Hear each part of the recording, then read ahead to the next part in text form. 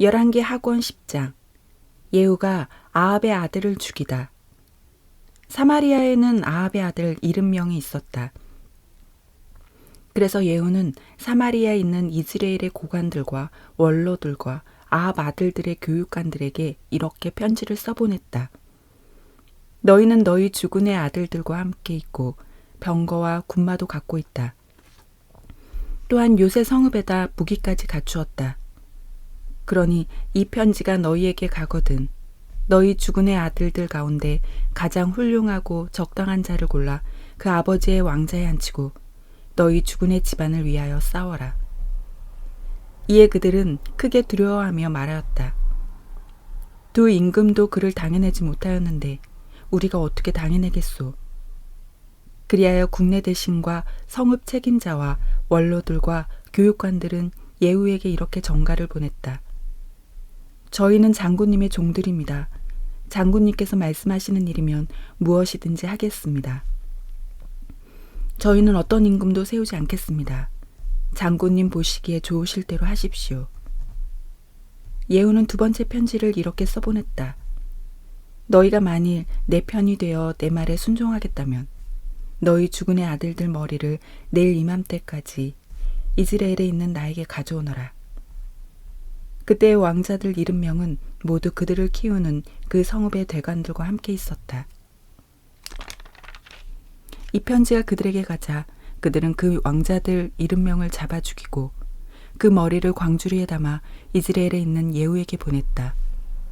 전령이 와서 예후에게 그들이 왕자들의 머리를 가져왔습니다 하고 보고하니 그가 이렇게 일렀다. 그 머리들을 성문 어귀에 두 무더기로 쌓아서 아침까지 두어라. 아침이 되자 그는 나가서서 온 백성에게 말하였다. 여러분은 죄가 없습니다. 내 주군을 칠 계획을 세우고 그를 살해한 것은 바로 나입니다. 그러나 여기 이 사람들은 모두 누가 쳐 죽였습니까? 그러니 이제 여러분은 주님께서 아합 집안을 두고 하신 말씀은 한마디도 땅에 떨어지지 않으리라는 것을 알아야 합니다. 주님께서는 당신의 종 엘리야를 통하여 말씀하신 것을 이루셨습니다. 그러고 나서 예후는 이스라엘에 남아있던 아합 집안을 모두 쳐 죽였다. 또한 그 집안의 대관들과 친지들과 사제들을 하나도 남기지 않고 다 죽였다. 예후가 유다 임금 아하지야의 형제들을 죽이다. 그런 다음에 예후는 거기에서 떠나 사마리아로 가는 도중에 벳 에켓 로임에 이르러 유다 임금 아하지야의 형제들과 마주쳤다. 예후가 그대들은 누구요? 하고 물었다. 그들이 우리는 아하지야의 형제들이요. 왕자들과 대비의 자손들에게 인사하러 내려왔소. 하고 대답하자 예후는 저자들을 사로잡아라 하고 일렀다. 부하들이 그들을 사로잡아 벳 에켓의 구덩이 곁에서 그 42명을 죽였다. 예후는 그들 가운데 한 사람도 남기지 않았다. 예후와 여호나답. 예후가 다시 그곳을 떠나서 가다가 자기를 맞으러 나온 레캅의 아들 여호나답을 만났다. 예후는 그에게 인사한 다음 내 마음이 그대 마음과 함께 하듯 그대 마음도 그러하오 하고 물었다. 여호나답이 그렇습니다 하고 대답하자 예후는 그렇다면 그대의 손을 내미시오 하고 말하였다. 여호나답이 손을 내밀자 예후는 그를 자기 병거에 태웠다. 그러고는 말하였다. 함께 가서 주님에 대한 나의 열성이 어떠한지 보시오. 이렇게 예후는 그를 자기 병거에 태우고 사마리아에 들어갔다. 거기에서 그는 주님께서 엘리야에게 하신 말씀대로 아합에게 딸린 자로서 남은 자들을 모두 쳐서 없애버렸다. 예후가 바알 숭배를 없애다. 예후는 모든 백성을 모아놓고 말하였다. 아합은 바알을 조금밖에 섬기지 않았지만 이 예후는 바알을 더 많이 섬길 것입니다. 그러니 이제 바알의 예언자들과 숭배자들과 사제들을 모두 나에게 불러오십시오. 내가 바알에게 성대한 제사를 드릴 터이니 한 사람도 빠져서는 안 됩니다. 빠지는 사람은 누구나 살아남지 못할 것입니다. 그러나 예후는 바알 숭배자들을 없애버리려고 이런 계략을 꾸민 것이다. 예후가 바알을 위하여 거룩한 집회를 열어라 하고 이르자 집회가 선포되었다. 예후는 온 이스라엘의 사람들을 보냈다.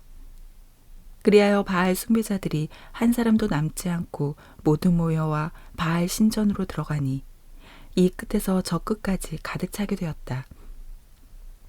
예후는 의상 관리인에게 바알 숭배자들이 입을 예복을 꺼내오너라 하고 일렀다.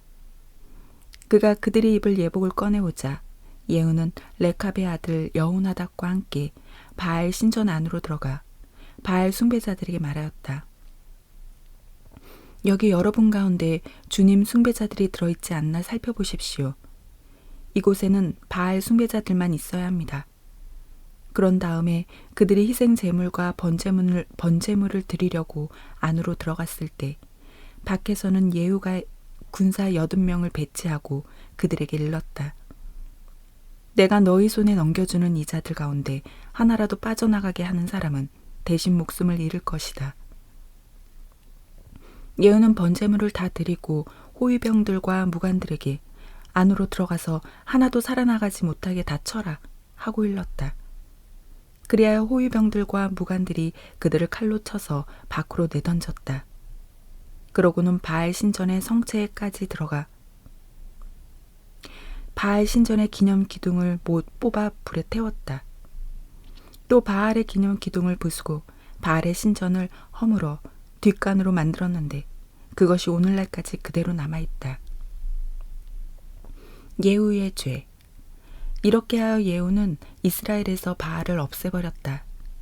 그러나 예후는 이스라엘을 죄짓게 한 느밧의 아들 예로보암의 죄, 곧 베텔과 단에 있는 금송아지 숭배에서는 돌아서지 않았다.